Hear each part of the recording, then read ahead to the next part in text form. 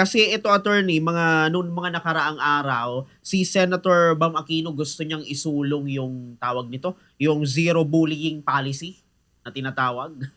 Kailangan daw 'yun ng ating ano ng ating yung mga paaralan dito sa Pilipinas. Ano bang pagkakaiba nun attorney sa Anti-Bullying Act kung meron man, Attorney Bogs?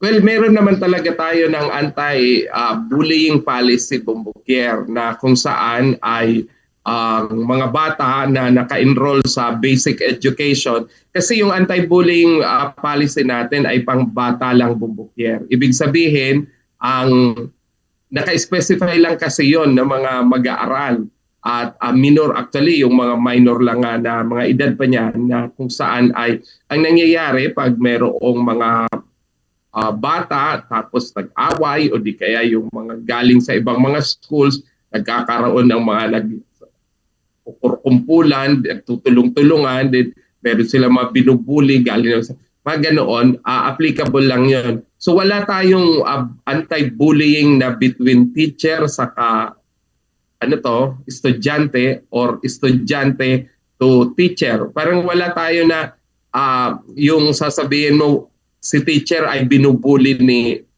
estudyante or si teacher ang nagbubuli kay estudyante. Wala tayong ganoon. Yung anti-bullying natin para lang sa mga estudyante. Wala ring bullying between teacher to teacher.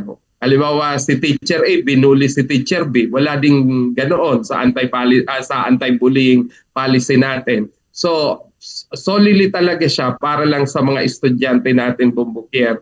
So siguro itong gustong mangyari ni Senator Bam na zero tolerance sa lagat o bully, lahat ng aspeto hindi lamang para doon sa mga mga bata, kundi para sa lahat ng aspeto na ang pambubuli talaga nakaka-degrade, nakakababa ng moral na hindi po datin pinapractice maging sa hindi lamang sa mga kabataan, sa mga mag-aaral, kundi dapat sa bawat isa sa atin. Wala dapat pambubuli dahil lamang sa kulay, pananamit, struktura ng pangangatawan o kung ano pa man. Dapat maging meron na rin kasi tayong safe space, Bombokier, yung tinatawag din ng marami na anti-bastos law.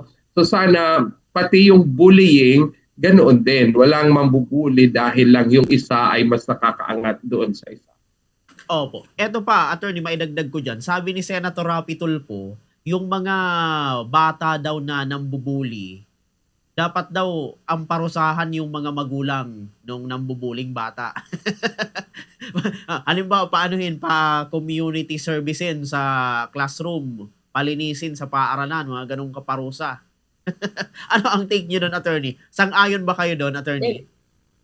Well, sa umiiral dating mga batas at panuntunan, Bumbukier, patungkol sa civil aspect ng mga bata na nagiging bunga ng nagiging bunga ng bullying, yun naman talagang mga magulang, Bumbukier, ang mananagot kung sakaling napatunayan na mayroong civil aspect. Pero definitely hindi pwede sa kriminal.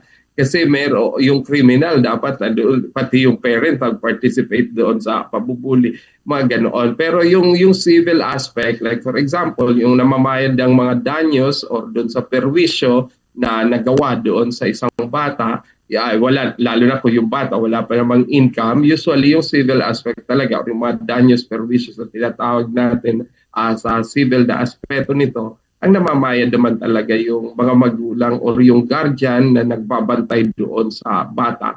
And kaya siguro talaga na ang disiplina magsimula sa bahay. Turuan ang ating mga kabataan na igalang ang bawat isa. Kahit yun ay mga classmate lang nila, magkapareho ng edad, so kailangan na igalang pa rin at turuan. Pero yung papanagutin, lalo na sa criminal na aspeto, Bumbukier, para imposible naman at walang personal na participation kung sakali man yung magulang. Pero maaari talaga sa civil aspect, Bumbukier.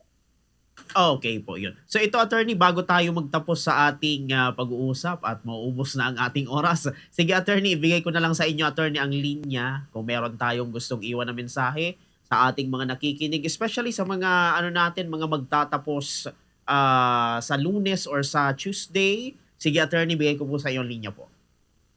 Muli maraming salamat Bumbukier at sa Bumbo Radio Naga sa pagkakataon na makapanayam at nais po muli natin na ipaalala sa ating pong mga mag-aaral na sa Lunes simula na ng graduation ng ating mga pampublikong paaralan hanggang po yan sa 31. Una, congratulations for this milestone na inabot ninyo. Kayo ay tutuntong katulad palagi nating sabi na ang graduation ay hindi ito ang katapusan ng journey, kundi pagbubukas ng panibago. Kaya gawin lang natin na ang pag-aaral bilang isang pamamaraang continuously nangyayari, mag-aaral pa rin tayo kahit wala na tayo sa apat na sulok ng ating mga paaralan. Pahalagahan ang mga katuruan na natutunan mula sa ating pong mga teachers at sa ating pong paaralan. At lagi po nating tatandaan na umalis man kayo sa inyo pong mga paaralan, dala-dala nyo ang katuruan na bigay nyo. Maraming salamat, Bumbok.